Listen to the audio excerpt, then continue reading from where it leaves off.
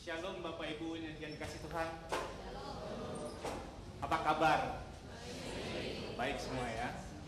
Apakah kita datang dengan penuh sukacita pada sore hari ini? Ya. Wah, Kita... kurang nih aminnya. Dengan sukacita, amin. Apakah kita semua bersukacita pada sore hari ini, Bapak Ibu? Amin ya. Kita bersyukur karena Tuhanlah yang memberikan kita sukacita. Pada sore hari ini boleh datang bersama-sama merayakan kembali kelahiran Tuhan Yesus. Gitu ya? Betul. Dan tentunya Bapak Ibu sekalian, apa yang akan kita rayakan, bukan apa yang akan kita rayakan, apa yang sekarang kita rayakan ini bukan hanya sekedar rutinitas belaka, bukan hanya sekedar acara gerejawi, tapi biarlah perayaan ini juga menjadi perayaan hati kita. Semakin hari semakin cinta Yesus, semakin hari semakin membawa sukacita Natal, menjadi berkat, menjadi terang di mana Tuhan menempatkan kita. Seperti khotbah tadi pagi ya, Bapak Ibu ya, bahwa kita ini keturunan Abraham. Karena kita keturunan Abraham, maka kita juga diutus Tuhan untuk menjadi berkat dan menjadi terang bagi dunia. Oleh karena itu, kita sekarang mau puji Tuhan, kita mau angkat pujian kesukaan bagi dunia.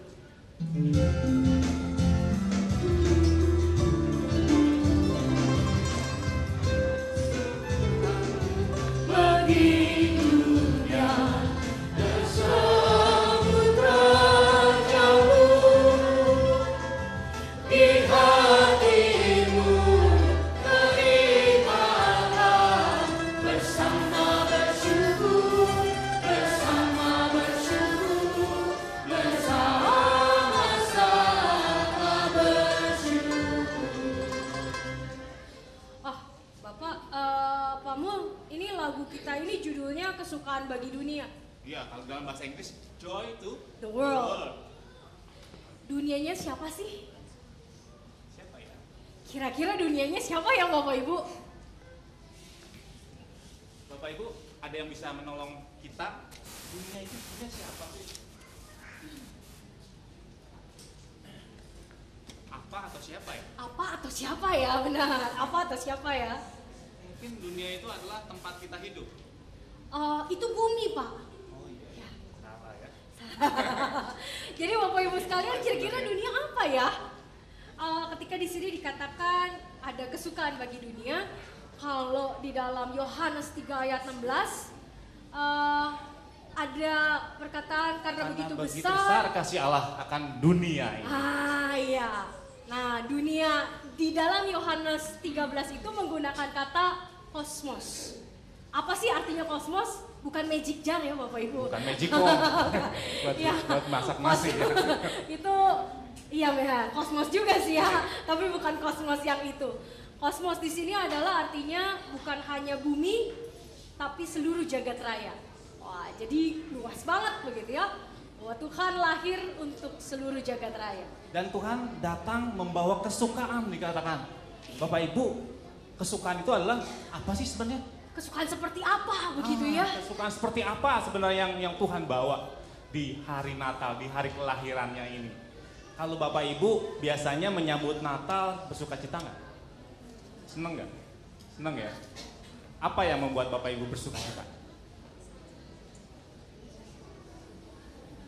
Karena di hari Natal kita bisa libur panjang. Ya, panjang banget ya Pak. Panjang banget sampai Panjang akhir banget tahun, ya. sampai tahun baru. Sampai tahun depan. Setahun ya liburnya. Atau karena di hari Natal kita bisa berpesta, bisa makan-makan yang enak. Bisa kumpul-kumpul. Betul, kumpul sama keluarga ya. Apa seperti itu? Sukacita Natal. Kalau Pak Mul sendiri, kalau mau sharing gitu, kenangan Natal seperti apa sih yang membuat Bapak sukacita? Apa ya? Aduh, kalau ditanya bingung juga nih ya. Saya sebenarnya udah merayakan Natal udah lebih dari 20 kali. Tapi ketika ditanyain apa sih sukacita apa yang membuat saya bersukacita ketika Natal tiba, ya saya bilang Tuhan itu luar biasa gitu ya. Dia kok mau ya menyayangi saya yang nggak ada apa-apanya ini gitu. Dia mau lahir jadi terbatas karena saya gitu ya. Mungkin cuma itu aja yang membuat saya sukacita. Tapi sukacita itu luar biasa buat saya. Tapi saya ingat waktu saya kecil. Jadi yang bikin saya sukacita pas Natal karena ada pohon Natal. Ada lampunya kelap-kelip. Oh gitu ya. Bagus, Pak. Ya, itu yang membuat saya sukacita waktu Ini sekarang saya pohonnya kecil. mana ya? Sekarang, oh iya ya, pohonnya di hilang. depan. Pohonnya di Ada depan. di depan ya. Kelap-kelip di depan. Iya, iya. Terus saya suka juga ngegantung-gantungin hiasan. Jadi Oh, iya, yang iya. bikin saya happy kalau Desember adalah ngeluarin pohon Natal dari gudang. Dan nempelin yang bulat-bulat itu gitu ya. hiasan-hiasannya. Kalau nggak sanggup beli, bikin sendiri pakai kertas lipat waktu itu. Jadi itu aja yang membuat saya sukacita. Dulu belum mengenal siapa Yesus. Oh iya. Jadi mungkin buat kita juga sukacita Natal adalah ketika kita berkumpul dengan saudara-saudara, dengan anak, jarang komplit gitu ya. Kalau Paskah juga jarang komplit gitu ya. Komplitnya justru pas Natal gitu. Atau mungkin ketika kita bisa makan-makan sama-sama, liburan sama-sama. Dan seringkali kita lupa bahwa kesukaan itu yang Tuhan beri bukan karena makanan, bukan karena hadiah, bukan karena hiasan, bukan karena lampu-lampu yang gemerlap, tapi karena ada bentuk kasih Allah yang diwujudkan lewat seorang anak, yaitu Kristus. Di Alkitab juga ada loh. Betul. Bu Yael, orang-orang yang dicatat menyambut Natal dengan sukacita. Bapak Ibu tahu nggak siapa aja yang menyambut Natal dengan penuh sukacita? Orang Maju. Yohanes Pembaptis, Oh iya. orang Majus, Apalagi siapa lagi? apa lagi? Gembala, Maria. Tapi ada satu orang yang tidak bersukacita ketika Tuhan Yesus lahir di dunia. Siapa Bapak Ibu? Ya, Herodes. Betul ya, Bu Yael? Betul. Wah, betul sekali, pinter nih Bapak Ibu ya semua. Ya, kenapa Herodes tidak suka Yesus datang? Karena kesukaan menurut Herodes berbeda dengan kesukaan menurut Allah. Kesukaan menurut Herodes adalah ketika dia menjadi raja satu-satunya. Betul. Jadi dia yang dipuja, dia yang dapat segala-galanya lah, gitu ya, Pak. Iya, betul. Karena itu saya mengundang Bapak Ibu sekalian untuk bangkit berdiri. Kita berdiri bersama-sama, kita angkat pujian nyanyikan kembali. lagi Hai lagu dunia. ini dengan penuh semangat. Semangat. Hai dunia, elukanlah rajamu padamu.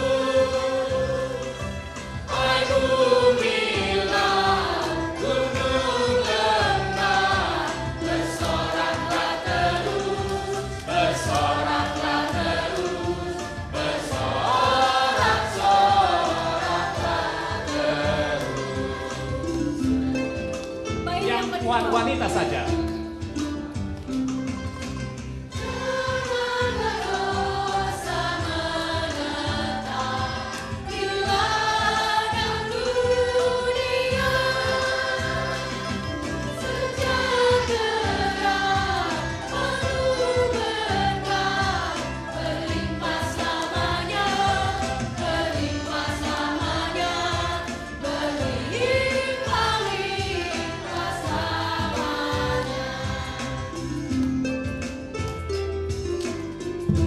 Yang pria saja.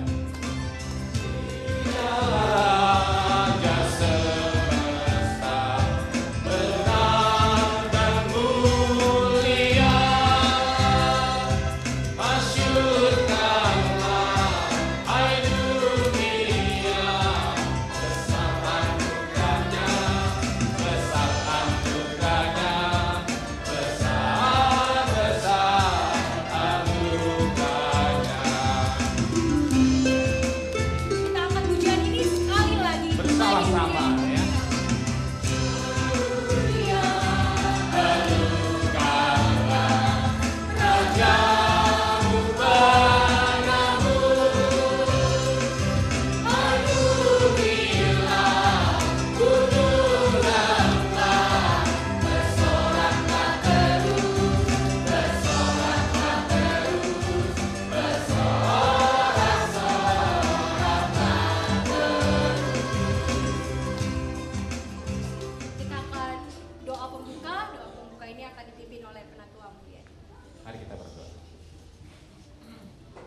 Ya Allah, di tengah sukacita Natal, di tengah kelahiran-Mu Tuhan ke dalam dunia ini, kami mau mengucap syukur karena kebaikan Tuhan yang luar biasa, karena kasih-Mu Tuhan yang begitu besar buat kami, manusia yang berdosa ini.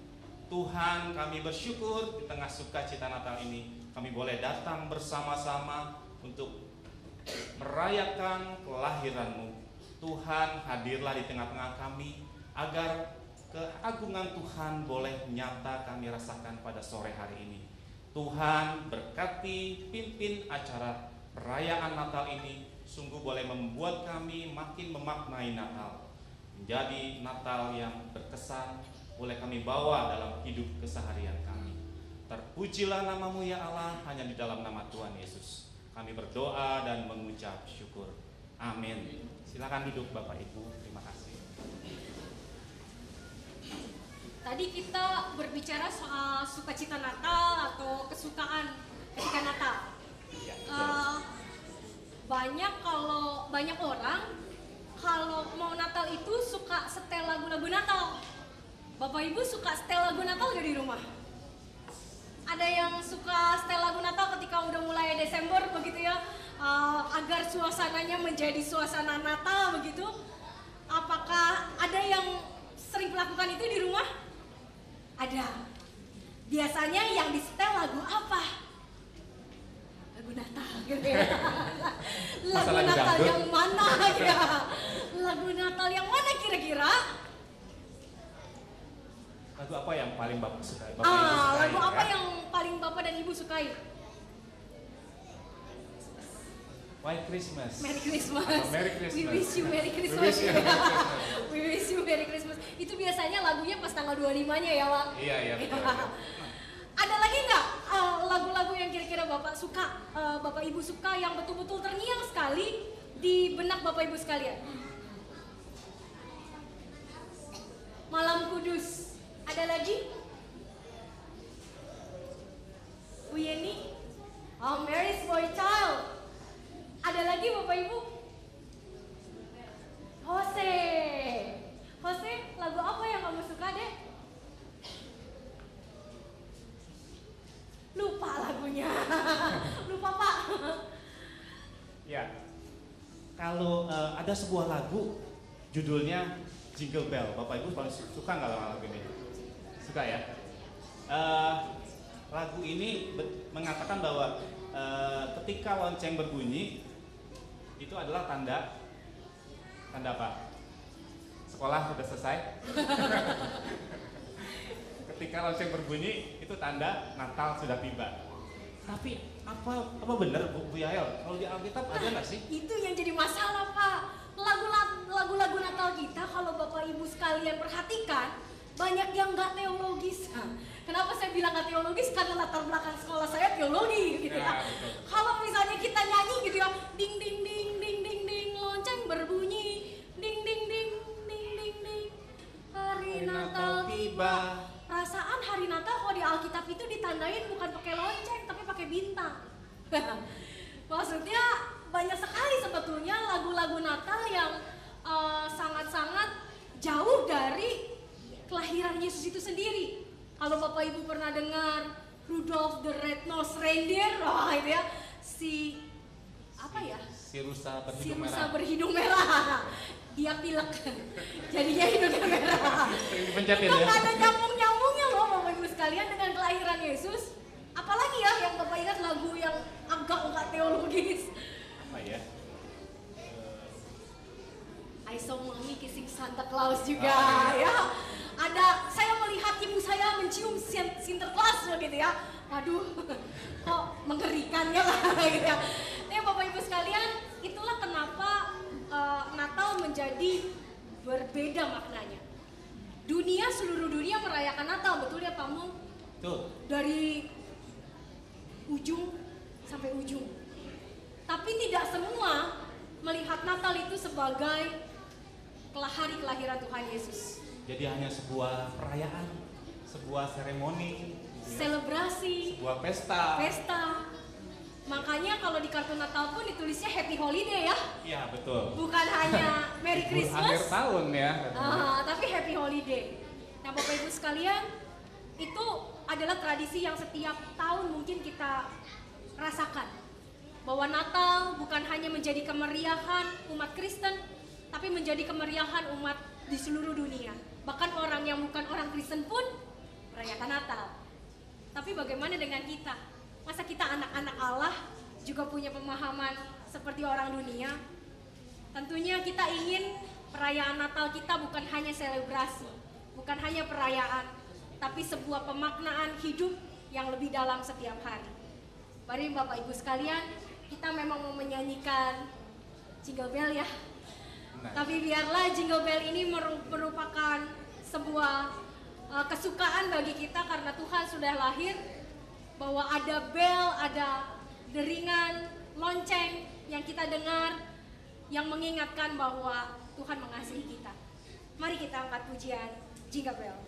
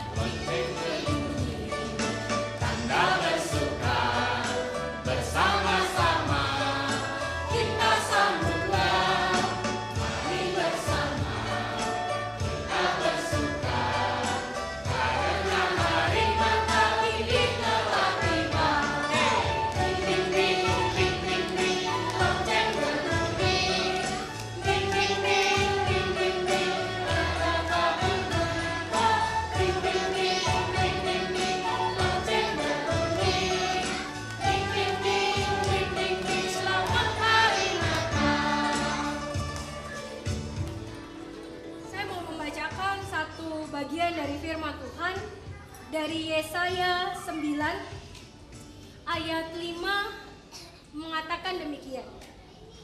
Sebab seorang anak telah lahir untuk kita, seorang putra telah diberikan untuk kita. Lambang pemerintahan ada di atas bahunya, dan namanya disebutkan orang. Penasehat ajaib, Allah yang perkasa, Bapa yang kekal, Raja Damai. Tahun ini PGI menggunakan tema besar, Datanglah Raja Damai. Apakah Raja Damai itu sudah datang di hati setiap kita. Kita mendengarkan pujian. Sebuah pujian persembahan dari Bapak Ebet Yosua.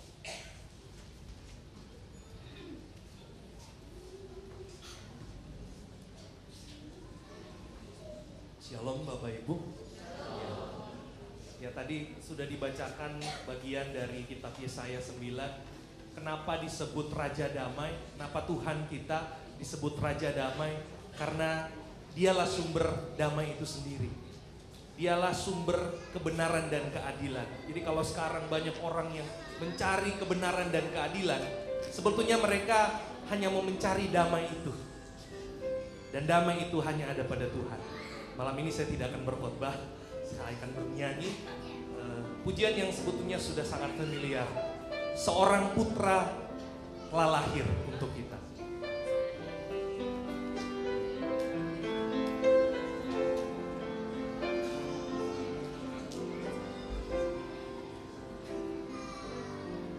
Seorang anak telah lahir untuk kita, seorang putra diberikannya,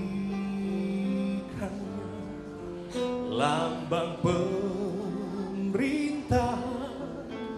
di atas bahunya, dan namanya pun disebut orang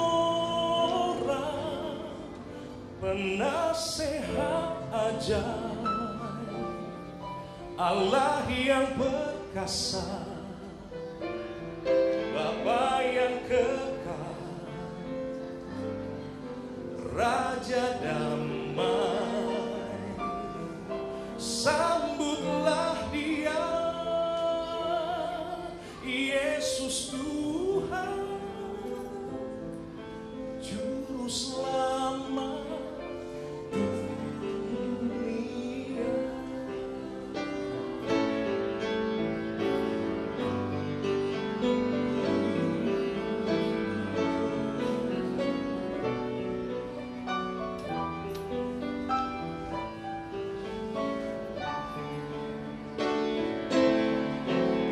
Penasehat ajaib, Allah yang perkasa,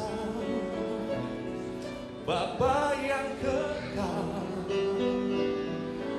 Raja damai. Sambutlah Dia, Yesus Tuhan, Juru Selamat dunia. Juru Selamat, Juru Selamat dunia. Sama-sama Bapak Ibu kita katakan Juru Selamat dunia. Juru Selamat dunia.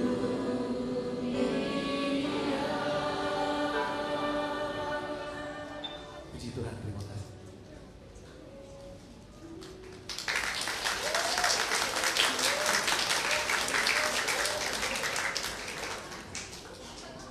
Seorang anak telah lahir buat kita.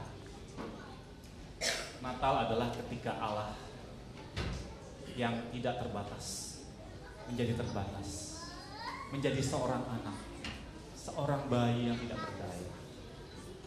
Tetapi seperti lagu yang dinyanyikan oleh Bapak Ebet itu, dikatakan bahwa dia walaupun seorang anak, tapi sesungguhnya dia adalah seorang Bapa yang perkasa, penasehat yang ajaib. Dia ada di bahunya. Ada apa Ibu ya? Ada lambang pemerintahan. Lambang pemerintahan luar biasa Bapak Ibu. Di bahu Yesus ada lambang pemerintahan. Dia datang ke dalam dunia untuk menyelamatkan kita, menjadi juru selamat buat kita. Tapi anehnya banyak orang yang menolak Dia. Benar nggak Bu ya? Benar banget Bapak Ibu. Betul juga Pak Mul. Ketika dia datang di tengah dunia, ketika dia datang di dunia, ternyata kedatangannya tidak seperti yang dunia harapkan. Mungkin kalau dia datang langsung turun dari langit, pakai malaikat-malaikat, mungkin dia langsung diterima ya Pak Mul ya. Tapi dia lahir jadi seorang bayi. Jadi seorang bayi kan gak bisa apa-apa. Dan oleh karena itu banyak orang juga menolak dia. Karena sepertinya dia sama seperti manusia biasa. Seperti itu ya Pak. Tapi masalahnya kenapa akhirnya Tuhan mau datang ke dunia? Kenapa ya?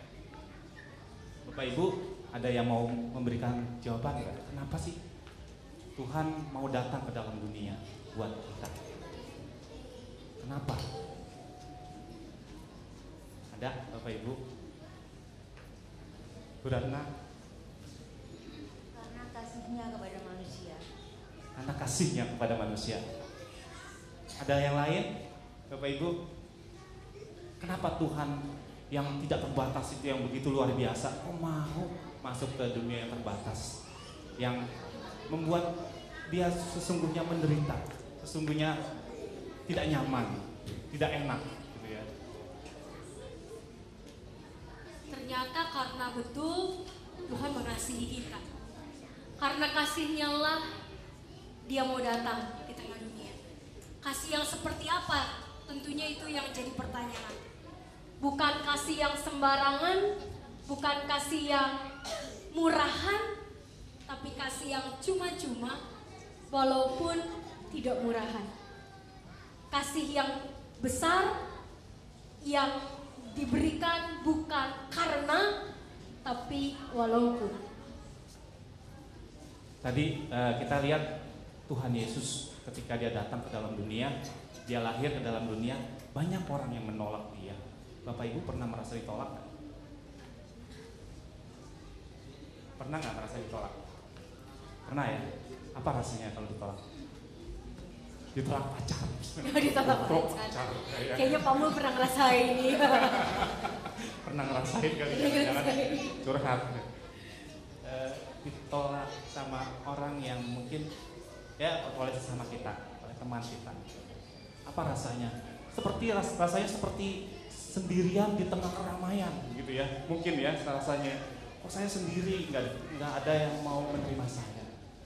Mungkin itu juga yang Tuhan Yesus rasakan ketika dia datang ke dalam dunia, tetapi banyak orang yang menolak dia. Gimana Bu Yael? Apakah Ibu juga pernah merasakan ditolak? Oh iya, saya waktu kecil selalu merasa tertolak karena badan saya yang bentuknya dari dulu nggak berubah begini ya. Jadi Bapak Ibu sekalian, dari kecil itu selalu ada ledekan buat saya, dari timun, tomat dan lain sebagainya. Dan di situ kadang-kadang saya merasa tertolak. Tapi bersyukur bahwa di tengah penolakan manusia, Tuhan tidak pernah menolak kita. Tuhan mengasihi kita dengan sangat-sangat luar biasa.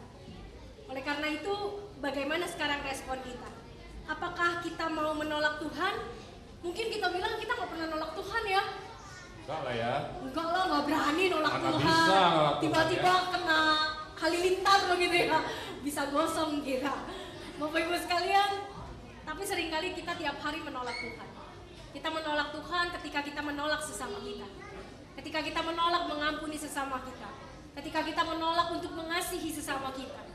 Ketika kita memilih-milih siapa yang harus kita kasihi dan siapa yang tidak kita kasih. Di situ kita sebetulnya sedang menolak Tuhan. Ya, Natal seringkali kita lakukan karena kita mengasihi diri kita, bukan karena kita mengasihi sesama kita. Ketika Natal tiba, apakah kita pernah merenung? Ada orang-orang di luar sana yang bertanya, makan apa kita malam ini? Mungkin kita tidak pernah merenungkan ada orang-orang yang kedinginan, yang tidak punya baju untuk melewati Natal malam ini. Bapak Ibu, apakah kita juga menolak mereka? Apakah kita juga seringkali tidak memikirkan bagaimana sesama kita, bagaimana Tuhan datang ke dalam dunia sesungguhnya untuk semua orang, bukan hanya untuk kita. kesukaan itu untuk dunia, bukan hanya untuk kita.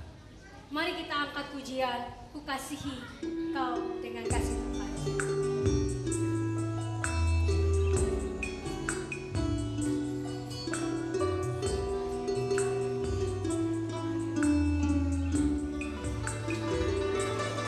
Ku kasihi kau dengan kasih Tuhan. Ku kasihi kau dengan kasih Tuhan. Melihat di wajahmu kemuliaan Raja.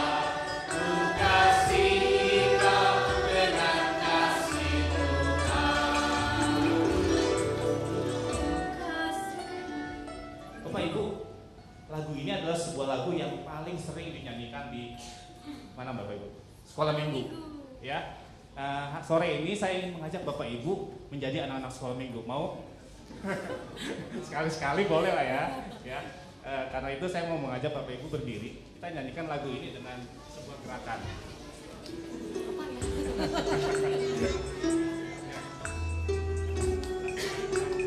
Ini bantuin sini gerakannya. Iya, Ku kasihi kau dengan kasih Tuhan. Ku kasihi kau dengan kasih Tuhan. Di wajahmu. Lihat di wajahmu kemuliaan Bapa. Ku kasihi kau dengan kasih. Kita berhadap-hadapan sekarang ya. Nyanyikan lagi. Ku kasihi kau dengan kasih Tuhan. Ku kasihi kau dengan kasih Tuhan. Ku lihat di wajahmu. Lihat di wajahmu kemuliaan Bapa. Ku kasihi kau dengan kasih. Kita saling bersalam-salaman dengan semua saudara kita. Kasihi kau dengan kasih Tuhan. Ku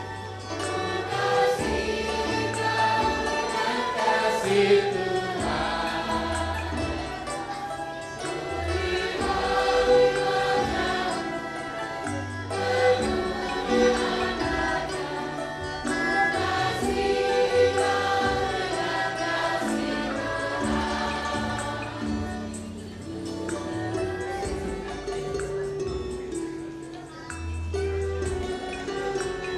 Kita angkat pujian ini sekali lagi ya. Kita nyanyikan sama-sama sekali lagi. Ku kasihi kau dengan kasih Tuhan. Ku kasihi kau dengan kasih Tuhan. Ku kasihi kau dengan kasih Tuhan. Lihat di wajahmu. Lihat di wajahmu kemuliaan Bapa. Ku kasihi kau dengan kasih Tuhan. Silakan duduk kembali. Terima kasih sudah menjadi anak-anak sekolah minggu. Karena kasih Tuhan begitu besar dan tidak bisa kita bayar oleh apapun juga yang ada di dunia. Tidak bisa dibayar dengan tabungan kita. Gak bisa dibayar pakai apa lagi Pak Mun? Pakai deposito. Oh deposito. Gak bisa dibayar pakai emas, pakai berlian. Karena kasih Tuhan begitu besar. Dan karena Tuhan sudah mengasihi kita begitu besar, maka saatnya kita juga mengasihi Tuhan dengan kasih yang mungkin gak sama besar ya Pak ya. Gak sanggup kalau kita harus mengasihi Tuhan sama besar seperti Tuhan mengasihi kita. Tapi paling tidak kita terus berusaha untuk mengasihi Tuhan di sepanjang hidup kita. Ya, sebentar lagi kita mau menyaksikan anak-anak kita mau mempersembahkan sebuah apa ya, tayang Lakon. ya, Lakon. lakon kali ya namanya ya. Iya, mereka akan melakonkan bagaimana mereka sebenarnya merasakan Tuhan Yesus itu adalah sahabat mereka, sahabat yang luar biasa dalam hidup mereka. Bagaimana anak-anak juga merasakan Tuhan itu begitu baik dalam hidup mereka. Karena itu kita mau bersama-sama menyaksikan penampilan mereka.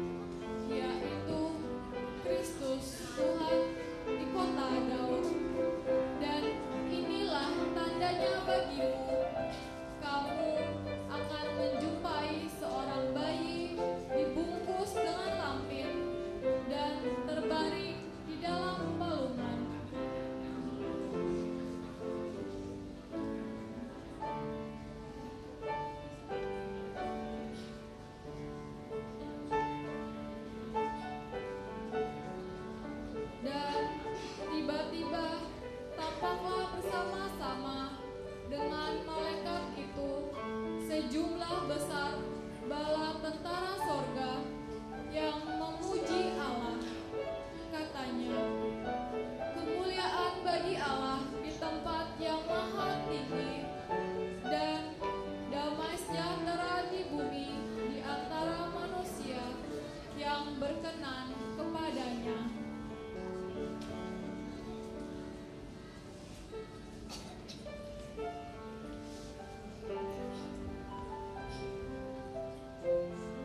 Setelah malaikat-malaikat itu meninggalkan mereka dan kembali ke sorga, gembala-gembala itu berkata seorang kepada yang lain, "Marilah kita pergi ke Bethlehem untuk melihat apa yang terjadi di sana, seperti yang diberitahukan Tuhan kepada kita." Lalu mereka cepat-cepat berangkat dan menjumpai Maria dan Yusuf dan bayi itu yang sedang terbaring di dalam palungan.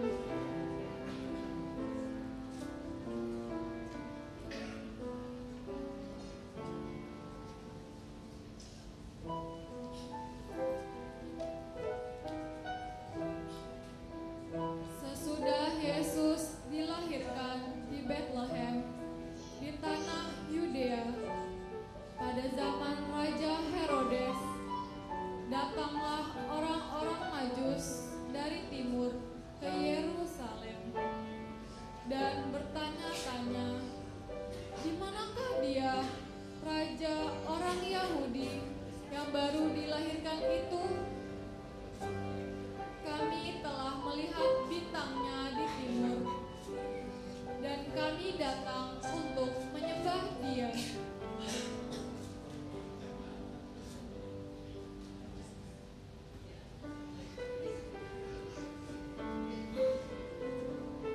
Dan lihatlah, bintang yang mereka lihat di timur itu mendahului mereka hingga tiba dan berhenti di atas tempat di mana anak itu berada. Ketika mereka melihat bintang itu, sangat bersukacitalah mereka.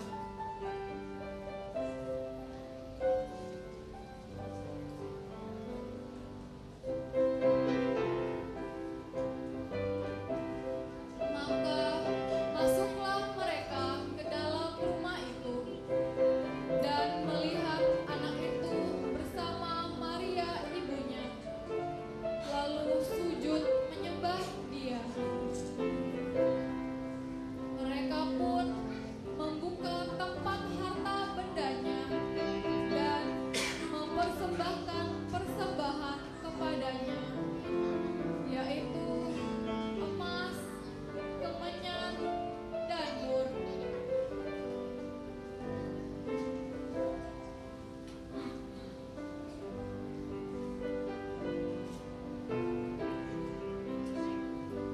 Karena begitu besar kasih Allah akan dunia ini, sehingga Ia telah mengaruniakan anaknya yang tunggal, supaya setiap orang yang percaya kepadanya tidak binasa, melainkan beroleh hidup yang kekal.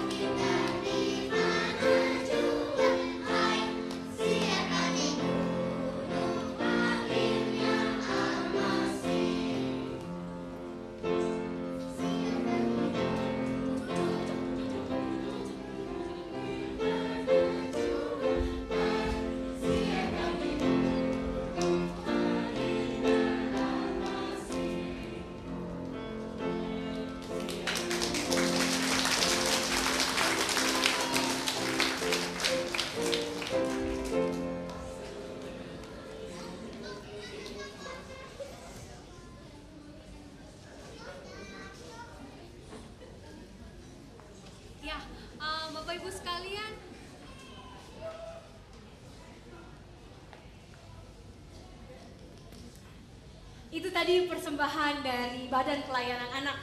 Bagaimana anak-anak dengan sukacita memerankan begitu ya. Ada yang jadi gembala, orang majus, malaikat.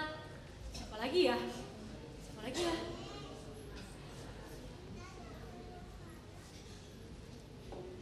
Pencetnya ada lama.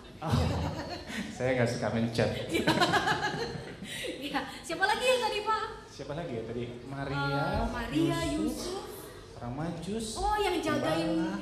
jagain penginapan. Oh iya. yang begini-begini gitu ya. Penjaga penginapan. Iya. Bahkan ada anak-anak yang baju hitam keren-keren itu tuh Pak. Yang pakai kacamata itu. Wih, mantap. Saya yang lihat tadi. Keren banget. Mission Impossible Keren banget anak-anak ya. Saya tuh paling seneng makanya kalau sedikit ceritanya. Saya kan ngajar di sekolah minggu. Saya seneng banget sama anak-anak karena anak-anak itu adalah sebuah inspirasi buat saya. Mereka itu begitu tulus, begitu polos dan menyenangkan. Ketika kalau saya memberi salam sama mereka, selamat pagi adik-adik, selamat pagi koko. Waduh, semangat banget gitu ya. Bapak Ibu, biarlah semangat itu juga ada di dalam hidup kita, dalam diri kita. Ya, pernah juga, benar-benar banget Pak. Pernah juga saya suatu kali khotbah sama anak-anak begitu ya. Siapa yang cinta Tuhan Yesus? Wah begini wah. Sampai jinjit, sampai berdiri begitu ya. Jadi luar biasa sekali bahwa mereka bisa mengekspresikan cinta mereka walaupun mungkin belum ngerti banget ya. Tapi kalau ditanya siapa yang cinta Tuhan Yesus, semua anak pasti angkat tangan. Beda sama kita ya. Iya. Kalau ditanya siapa yang cinta Tuhan Yesus? Gak berani, takut. Saya bilang cinta gak bisa buktiin soalnya gitu ya. Oleh karena itu Bapak Ibu sekalian, kami mengajak kita semua bernyanyi Ku Mau Cinta Yesus. Dan biarlah rasa cinta kita ungkapkan seperti anak-anak dengan hati yang tulus kepada Tuhan. Mau cinta Yesus selamanya. Mau cinta Yesus selamanya. Walaupun badai silih berganti dalam hidupku, ku mau cinta Yesus selamanya. Ya baik. Ya Bapa, ini aku anakmu, layakkanlah seluruh hidupku. Ya Bapa, ini aku anakmu, layaklah sesuai dengan rencanamu. Ku mau cinta Yesus. Ku mau cinta Yesus selamanya. Ku mau cinta Yesus selamanya. Meskipun badai silih berganti dalam hidupku, ku tetap cinta Yesus selamanya. Ya Aba, Bapa, ini aku anakmu, layakkanlah seluruh hidupku. Ya Aba, Bapa, ini aku anakmu, pakailah sesuai dengan rencanamu. Ya Aba, ya Bapa. Ya Aba, Bapa, ini aku anakmu, layakkanlah seluruh hidupku. Ya Aba, Bapa, ini aku anakmu, pakailah sesuai dengan rencanamu.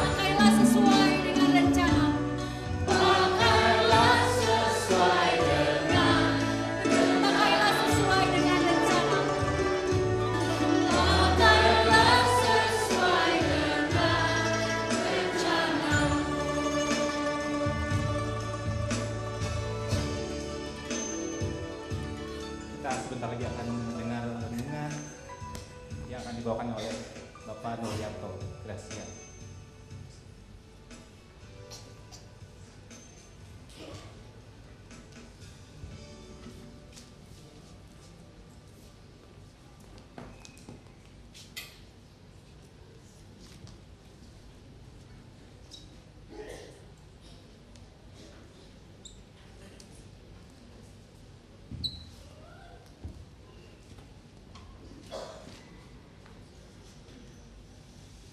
Selamat sore Bapak Ibu yang dikasih Tuhan Yesus Kristus. Mari sebelum kita membaca dan merenungkan firman Tuhan, kita bersatu dalam doa.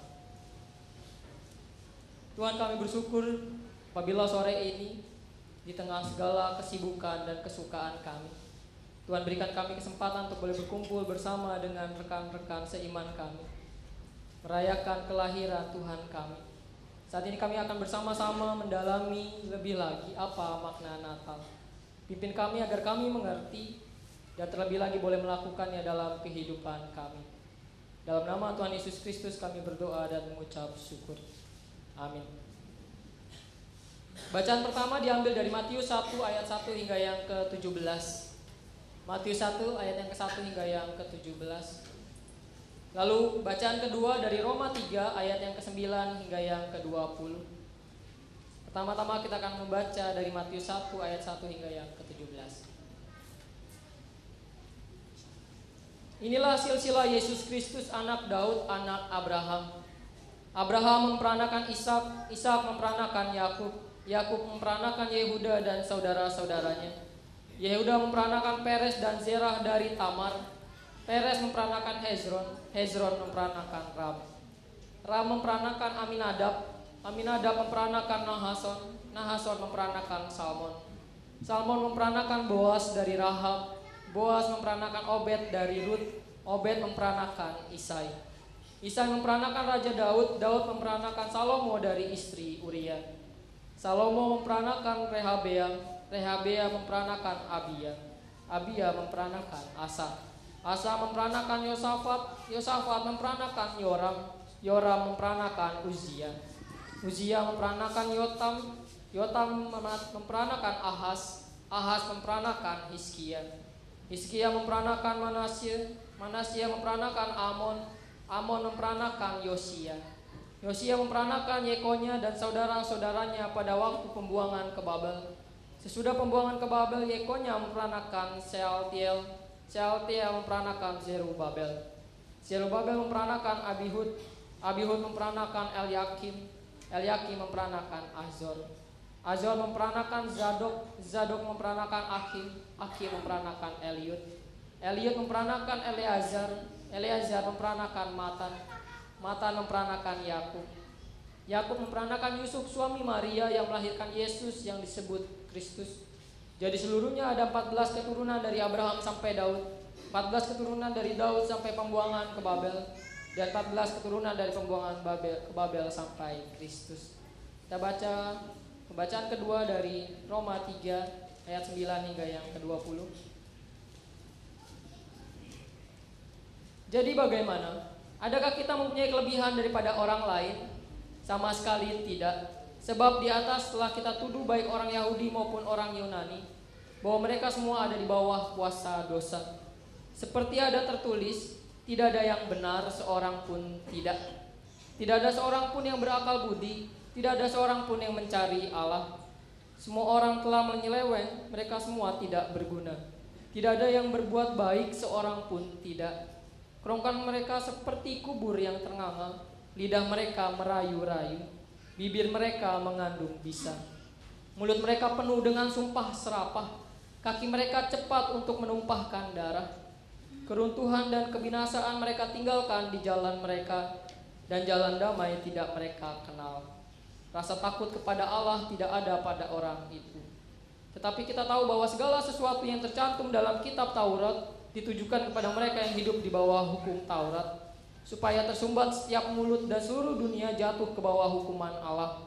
Sebab tidak seorang pun yang dapat dibenarkan di hadapan Allah oleh karena melakukan hukum Taurat, karena justru oleh hukum Taurat orang mengenal dosa.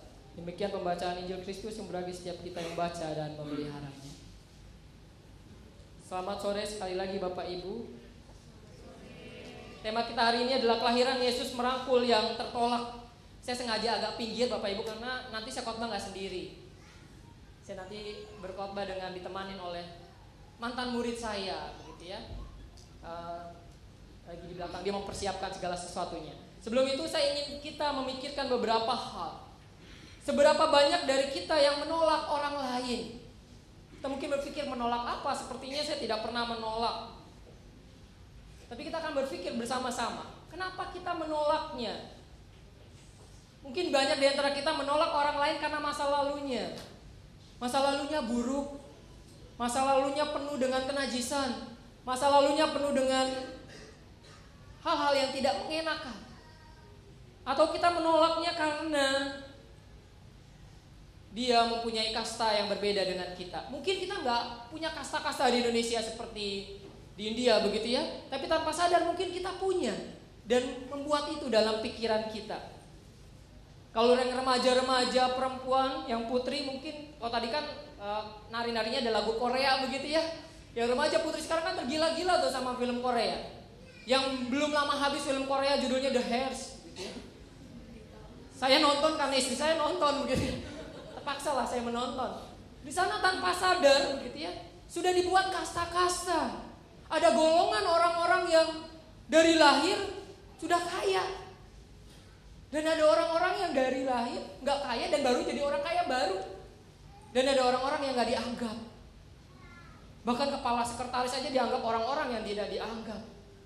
Dan orang-orang yang punya kasta atas itu tidak berhak bergabung dengan yang di bawah, dan di bawah itu tidak berhak untuk ikut ambil bagian. Bahkan di sekolah itu, di sekolahnya yang anak-anak SMA itu gitu ya, di film The Hairs, orang yang dari bisa dibilang yang miskin itu dari peduli sosial punya tempatnya sendiri untuk makan. Tidak boleh gabung, tidak boleh bersama-sama. Itu film Korea Bapak Ibu, mungkin tidak terjadi di GKI Kavling Polri begitu ya. Semoga saja tidak terjadi bahwa orang kaya tidak boleh makan dengan orang miskin. Ketika ada orang miskin hadir, mereka tidak boleh datang ke gereja. Semoga saja itu tidak terjadi. Tapi mungkin terjadi di rumah masing-masing. Mungkin terjadi di kantor kita. Mungkin terjadi dalam hubungan kita dengan sesama. Kita menolak orang lain. Atau kita menolak karena mereka berbeda iman, berbeda pikiran, berbeda pemahaman, dan berbeda umur. Kalau masih ingat kemarin khotbah malam Natal, berbeda umur jadi masalah. Yang muda dan yang tua juga sering bertengkar karena berbeda pemikiran, berbeda agama.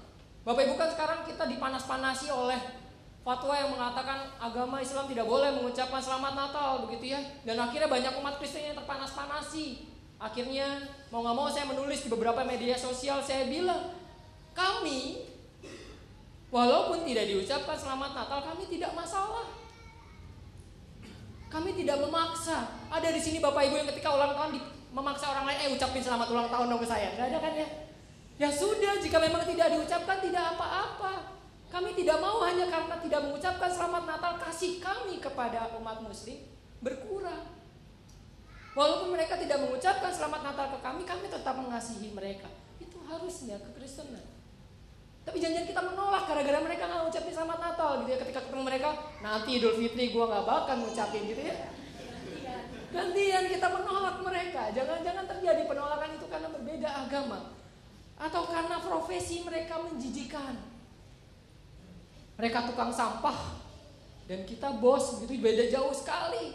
Mereka hanya seorang penggali kubur gitu. Jadi kalau di GKI itu ada namanya Yayasan Tabita. Saya dulu 2 bulan praktek di sana, jadi saya tahu bagaimana pekerjaan kru-kru di sana. Ada yang namanya kru di sana, yang kerjaannya yang ngangkatin peti, nurunin peti. Mungkin kalau kita melihat mereka menjijikan sekali pekerjaannya. Tapi kalau nggak ada mereka, ketika kita meninggal siapa yang nurunin peti kita gitu ya. Dan seringkali kan kita menolak mereka karena pekerjaannya berbeda. Pekerjaan mereka menjijikan kita dan kita tidak. Kita menolak mereka. Bapak Ibu sebelum lanjut, saya mau mengajak rekan saya untuk maju ke depan. Sudah persiapannya? Sudah, kalau bawa mejanya. Ini murid saya Bapak Ibu. Dulu saya mengajar di Semak 6 Penabur dan ini murid saya. Jadi Bapak Ibu bisa bayangkan murid-murid saya lebih besar dari saya dulu. Gitu ya. Dan ketika mengajar mungkin agak ketukar mana gurunya, mana muridnya. Dulu waktu saya jadi guru, murid-murid saya kebanyakan sebesar ini, yang cowok. Ya silakan boleh bawa.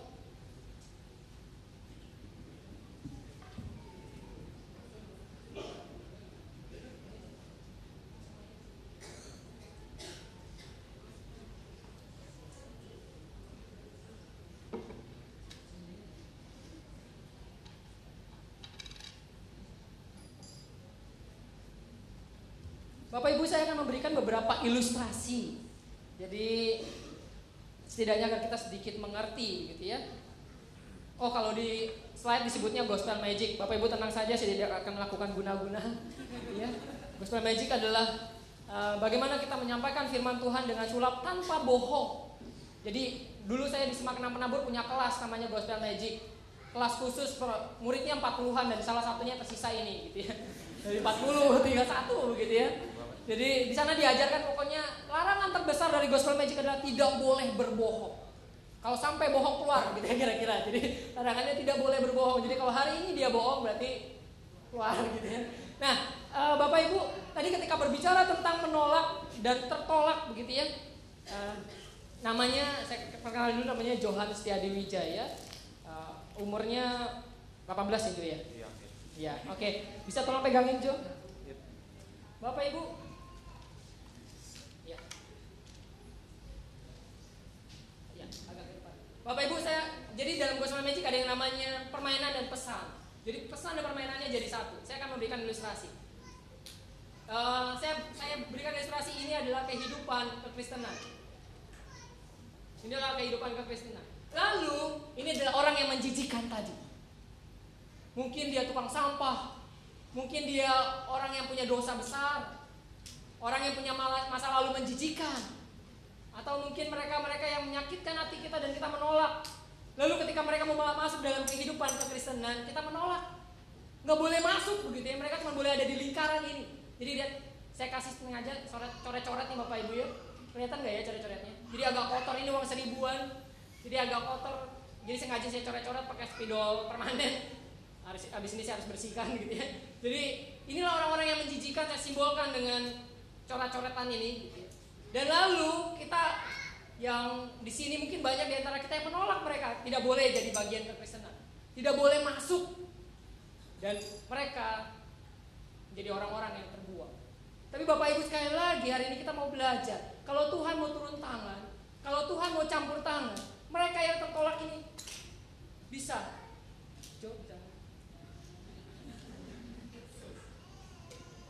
Ya. Ya, orang yang tertolak tadi bisa ikut ambil bagian dalam karya penyelamatan Kristus. Jadi kalau Bapak Ibu lihat, bukan cuma ikut tapi dipulihkan. Udah gak ada coret-coret lagi gitu ya. Jadi mereka dipulihkan. Karena kalau Tuhan mau bercampur tangan, ingat khotbah kemarin, tiada yang mustahil bagi Tuhan.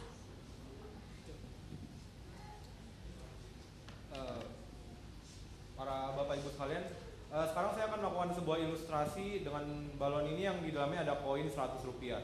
Koin 100 rupiah itu kita ibaratkan sebagai orang-orang yang ditolak dari lingkungan kita. Seringkali kita melihat bahwa ketika orang-orang yang terbuang tersebut mengalami masalah,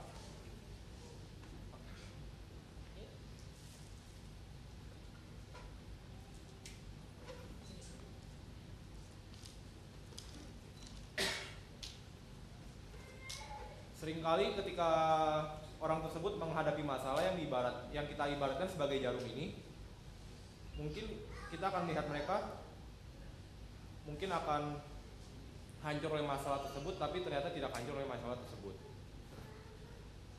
Lalu datang lagi masalah besar kedua,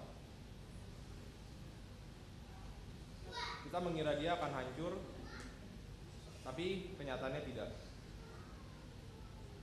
Kenapa demikian? Seperti halnya dengan balon ini yang diberi bantuan oleh Solatif, begitu juga dengan orang tersebut yang diberi bantuan oleh tangan kasih Tuhan. Oke, Bapak Ibu perhatikan, tadi Johan mau bilang begini. Seringkali kita menganggap bahwa orang-orang yang menjijikan itu kalau dapat masalah langsung hancur. Tapi kenyataannya sama seperti balon yang kita anggap bahwa dia akan hancur kalau kena jarum, tapi tidak, karena dia dimampukan oleh Solatif. Dan kalau Tuhan mau memampukan orang-orang yang lemah itu dan menjijikan, pasti dia akan kuat. Tapi seringkali, kalau tadi kan yang 100 rupiah, saya kasih uangnya 1000 rupiah, saya yakin gak kelihatan lagi, oke gak apa-apa. Percayalah saya, gitu ya. Sekali lagi gospel magic gak boleh bohong, gitu ya. Dan seringkali anggaplah ini uang 1000, tadi kan 100 rupiah gitu ya. Yang uang 1000 ini adalah orang-orang yang hebat merasa. Dirinya kuat, dirinya hebat, direktur mungkin, bos mungkin punya perusahaan gitu ya. Saya akan masukkan dan anggaplah ini mereka orang-orang yang hebat. Tenang Bapak Ibu, kalau pecah saya sudah menyiapkan banyak balon tadi gitu ya.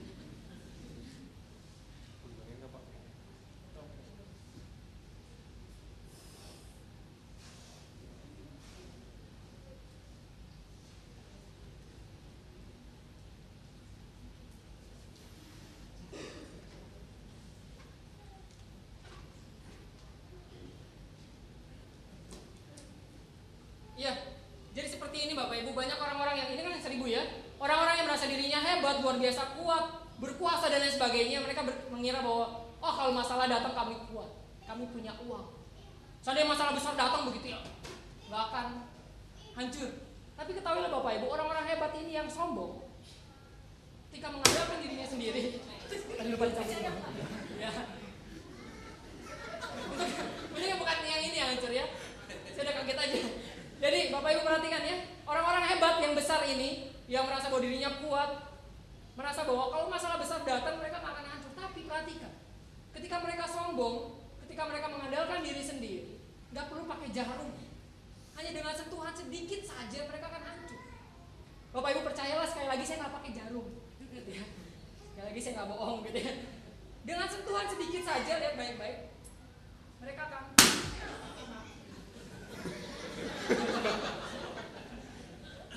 Jadi Bapak Ibu perhatikan bahwa orang-orang sombong ini ketika mereka tidak mengandalkan Tuhan, mereka lemah dan mudah hancur. Mungkin kita pernah melakukan itu. Kita sombong luar biasa ya, tapi kita punya usaha besar, tapi ternyata tanpa Tuhan kita lemah.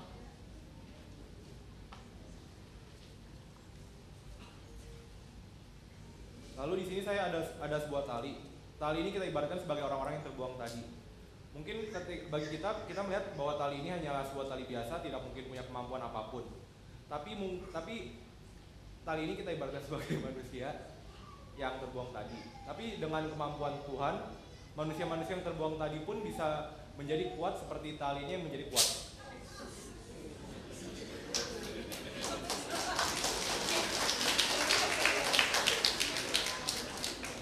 Oke, terima kasih Jo, nanti kita akan menyambung lagi. Bapak Ibu, dari 3 ilustrasi tadi kita akan melihat bahwa orang yang kita anggap lemah, ternyata jika Tuhan mau menguatkan mereka bisa jauh lebih kuat dibandingkan kita yang merasa diri kuat.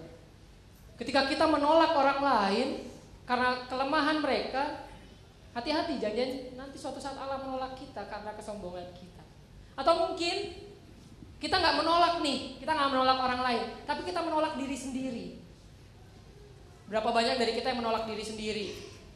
Saya merasa diri sudah hina luar biasa Tuhan. Saya nggak layak untuk pelayanan. Saya nggak layak untuk ikut terlibat dalam pekerjaan Tuhan. Saya hina luar biasa Tuhan. Saya pernah melakukan punya masa lalu yang luar biasa hina, dan akhirnya kita menolak diri sendiri. Mungkin banyak, atau mungkin sampai akhirnya banyak yang bunuh diri karena menolak diri sendiri dan keberadaan dirinya. Saya yakin saya sudah tidak bisa menyelesaikan masalah ini dan merasa bahwa diri tidak mampu. Atau kita adalah bagian dari orang-orang yang tertolak tadi, seperti kata liturgos begitu ya. Betapa sakitnya jadi orang-orang yang tertolak tadi ketika liturgos nanya, pendeta ya nanya ke Pak Mul, apakah Pak Mul pernah ditolak? Saya nanya ke Johan, pernah ditolak? Jo pernah katanya gitu ya. Sakit-sakit. Jadi Bapak Ibu, ditolak orang memang sakit. Dan saya yakin banyak di antara kita juga pernah ditolak oleh, entahlah mungkin karena ditolak ketika nembak yang remaja ditolak, atau mungkin ditolak lebih besar dari itu, tidak diterima keberadaannya. Dan Bapak Ibu, seringkali kita nggak bisa mengubah pola pikir kita. Kita nggak bisa mengubah, yang susah lah gitu ya. Misalnya susah banget mengubah pola pikir bahwa orang-orang hina itu adalah bagian dari keluarga Kristen. Susah menerima orang-orang hina itu susah. Susah menerima orang-orang yang punya masa lalu berdosa itu susah. Susah menerima orang-orang menjijikan itu susah banget. Saya mau ngajak satu permainan lagi.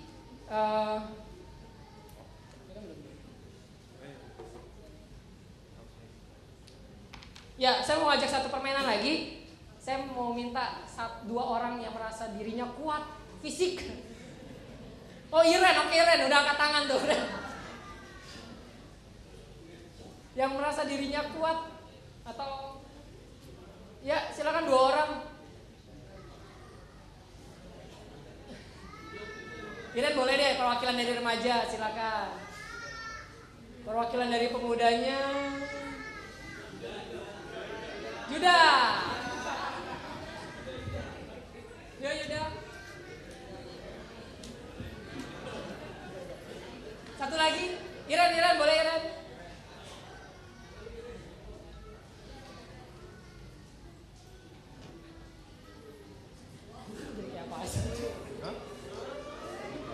Oke, di sini aja biar kelihatan di sini. Gini, Bapak Ibu saya akan membuat simpul dan rekan saya Jo sana. Saya akan membuat simpulnya sederhana seperti yang biasa kita buat. Oke, udah? Gini. Wah, saya Yuda ya. Yud dan Iren, ini ada simpul. Tarik sampai nanti barengan. Tarik spot-spotnya sampai simpulnya lepas. Tarik di simpulnya. Ngerti ya? Tariknya gini. Simpulnya. Oke. Siap ya? Spot-spotnya. Oke, siap ya? Iya. 1, 2, 3. Tarik sekencang-kencangnya. Sampai simpulnya lepas.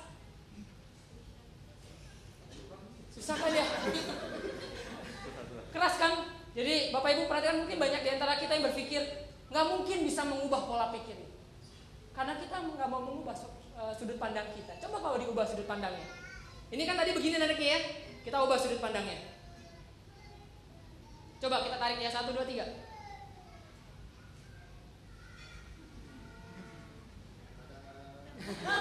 Jadi Bapak Ibu perhatikan bahwa masalahnya, terima kasih Iren dan Yuda. Ingat Bapak Ibu bahwa sampai kapanpun simpul tadi nggak akan bisa ditarik kalau sudut pandangnya nggak diganti, nggak diubah. Sama kalau kita nggak ngubah sudut pandang kita, sampai kapanpun kita nggak bisa menerima orang hina dalam hidup kita. Apa yang harus diubah sudut pandangnya? Hari ini kelahiran Yesus mengubah sudut pandang kita, bahwa Yesus menolak orang-orang tertolak itu. Kita flashback 4 minggu lalu gitu ya.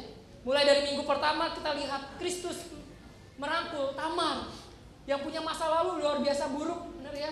Kalau Bapak Ibu yang hadir pada minggu itu. Lalu kita flashback lagi, minggu keduanya ada Rahab yang punya profesi menjijikan. Apa itu? Pelacur. Tapi Kristus lahir juga, ada Kristus rangkul juga dalam kelahirannya. Lalu yang ketiga Rut yang beda agama. Rut yang penyembah berhala, tapi Kristus rangkul. Jadi bagian dalam silsilah Yesus. Lalu minggu keempat Batsheba, gitu ya. Entahlah, mungkin kita ada yang berpikiran Batsheba negatif, Batsheba positif, kan sudah dipaparkan oleh Pak Frans begitu ya. Tapi walaupun negatif atau positif, tapi Batsheba tetap dirangkul Kristus. Jadi lihat ada 4 tokoh. Mungkin kita berpikir bahwa apa sih bisa dikhotbahin dari Matius 1 ayat 1 sampai 17 gitu ya. Cuma daftar silsilah begitu. Buktinya dari daftar silsilah itu kita bisa belajar 4 minggu. Betapa Kristus merangkul 4 orang tersebut. Bahkan orang-orang tertolak itu juga dirangkul oleh Kristus. Coba bisa buka. Sebelum lanjut saya mau colok-colok bentar ya.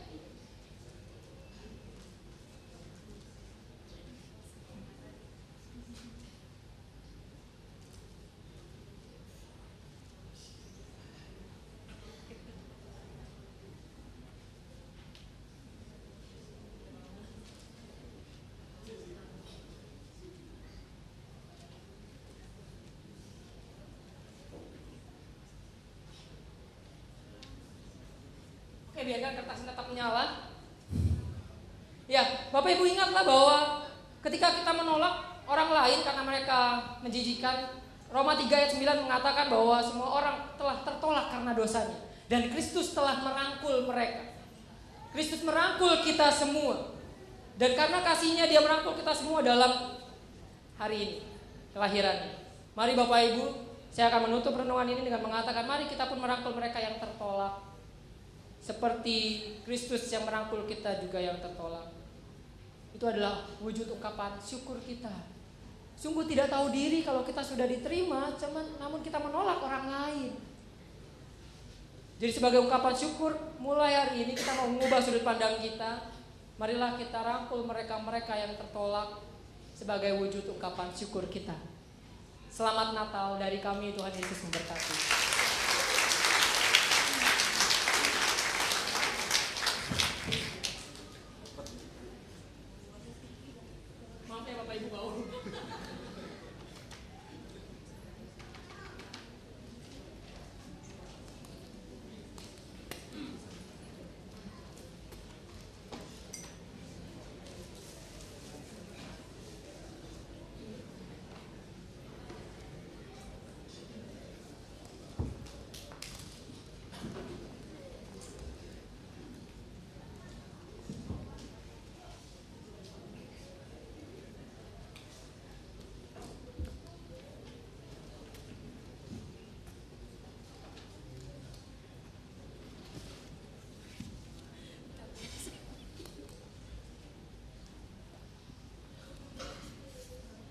Ya, Bapak Ibu sekalian, kita sudah belajar hari ini dari Pak Nuryanto dan Johan. Ya, terima kasih untuk renungan dan untuk ilustrasi yang dibawakannya. Keren banget ya, Pak ya. Ini bukan magic beneran ya? Bukan magic ya, nggak pakai jampe-jampe ya. Ya, Bapak Ibu sekalian, Kristus adalah hadiah yang terindah yang bisa kita miliki. Tidak ada hadiah di dunia ini yang seperti Dia.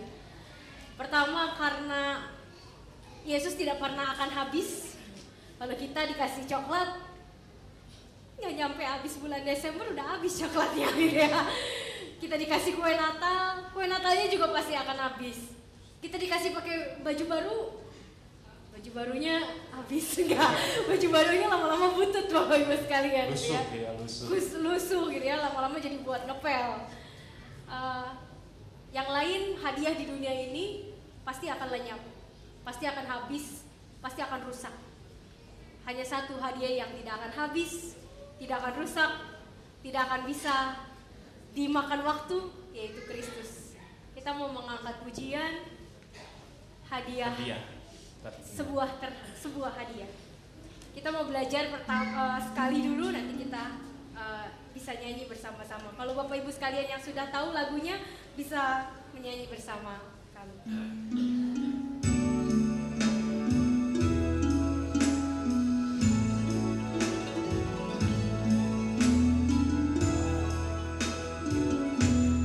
Wahai kawanku,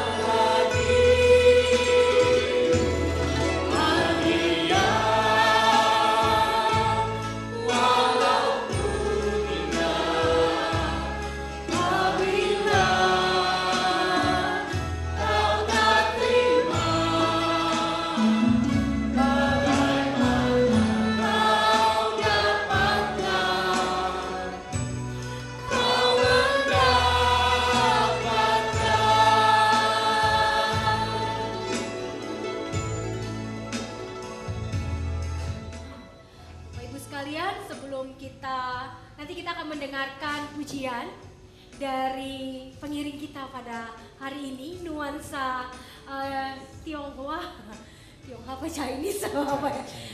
Tapi maaf Bapak Ibu sekalian, berbeda dengan 4 minggu yang lalu, ada bahasa asli yang digunakan dalam nyanyian. Kali ini kami nggak berani karena kami bukan orang Cina asli. Saya orang suci Sunda Cina ya. Lebih fasih bahasa Sundanya daripada Cinanya. Jadi kita di sini ada saudara-saudara kita yang hari ini mengiring kita bersama. Nanti kita akan mendengar pujian dari mereka, Oh Holy Night. Kita persilakan Bapak Ibu. Tapi kita mau berdoa dulu. Iya. Kita berdoa dulu. Kita berdoa sama-sama. Mari kita berdoa. Kami mengucap syukur Tuhan kalau di malam hari ini kami bersama-sama menikmati sukacita Natal. Kami juga dapat menikmati keindahan petikan alat musik yang luar biasa yang dimainkan oleh saudara-saudara kami dari G7. Kami mengucap syukur Tuhan untuk setiap pujian, untuk setiap bacaan firman Tuhan yang kami baca, untuk setiap perenungan yang bisa kami rasakan hari ini. Kami mengucap syukur Tuhan. Dan biarlah sungguh seperti pujian yang terakhir yang kami nyanyikan, bahwa Engkau adalah hadiah yang terbaik, Kau adalah sebuah hadiah yang terbaik bagi kami. Dan kami mengucap syukur untuk kesediaan Tuhan hadir di tengah-tengah dunia menjadi hadiah bagi kami. Dan biarlah kami juga terus menjaga hadiah itu dengan juga menjaga hati dan pikiran kami. Terima kasih ya Tuhan Yesus, hanya di dalam nama-Mu kami berdoa dan bersyukur. Amin. Silakan. Nah Bapak Ibu sekalian, kita mau kenalan ya. Iya.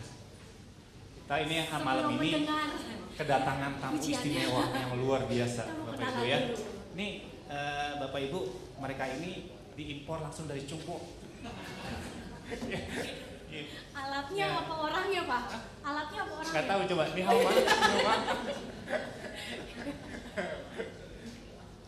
Boleh memperkenalkan kali ya satu-satu. Ini mereka adalah sekelompok musik yang disebut 7G.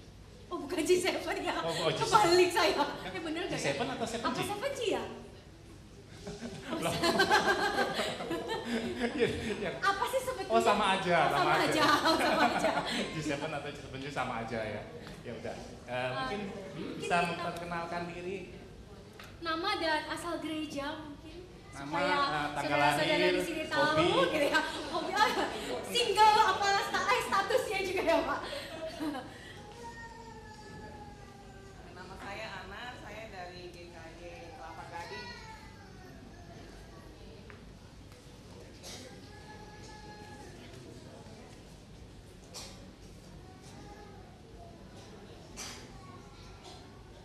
Mungkin sekalian dikenalin alat musiknya namanya apa? Ya Bu, kita nggak ngerti. Kalau yang ini namanya Kujeng, kalau yang Ibu Maria itu Tizu, kalau Baby Elhu. Oke. Saya Mahda dari GKI Gading Serpong.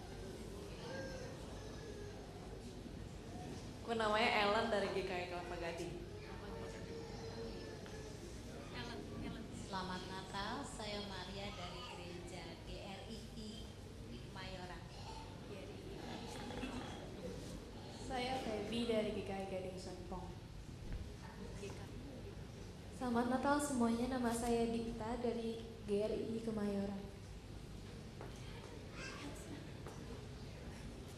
Nama saya Rika dari GKI Kelapa Gading. Halo, nama saya Ilen dari GKI Kelapa Gading.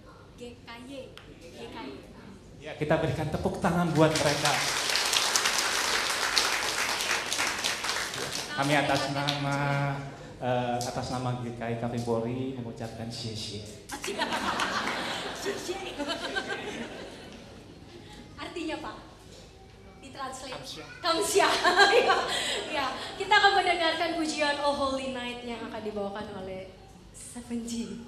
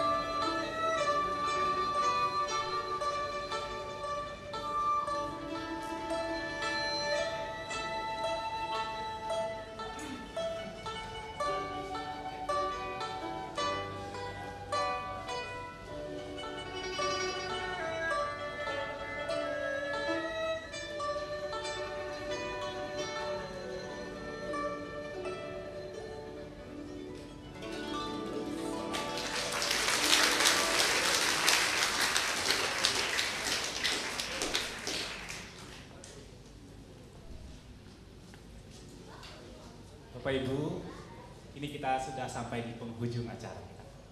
Dan kita akan menutup acara perayaan Natal pada malam hari ini. Kita bersama-sama berdiri, kita akan menyanyikan lagu Selamat Hari Natal. Bapak Ibu, sebelumnya ada pengumuman. Setelah acara ini nanti ada perjamuan kasih bersama. Lalu di depan pintu gereja nanti ada kenang-kenangan Natal. Satu tas Natal itu hanya dibagikan untuk satu keluarga karena jumlahnya sangat terbatas. Ya, tas daur ulang yang didanai oleh dari Pokja. Jadi Bapak Ibu mohon kerjasamanya nanti bisa mengambil tas daur ulang di depan satu keluarga satu tas untuk satu keluarga. Terima kasih. Sekali lagi satu lagi tas daur ulang ini adalah persembahan bukan persembahan ya. Kita menolong, kita ikut serta di dalam kegiatan daur ulang sampah oleh GKI Bogor Baru. Jadi dengan menggunakan tas itu kita sebetulnya sedang berpartisipasi pertama menjaga lingkungan juga gitu ya, walaupun mungkin kayaknya nggak modis deh kalau saya pakai yang itu gitu ya, tapi Bapak Ibu sekalian ketika kita menggunakannya kita bisa jadi teladan sebetulnya.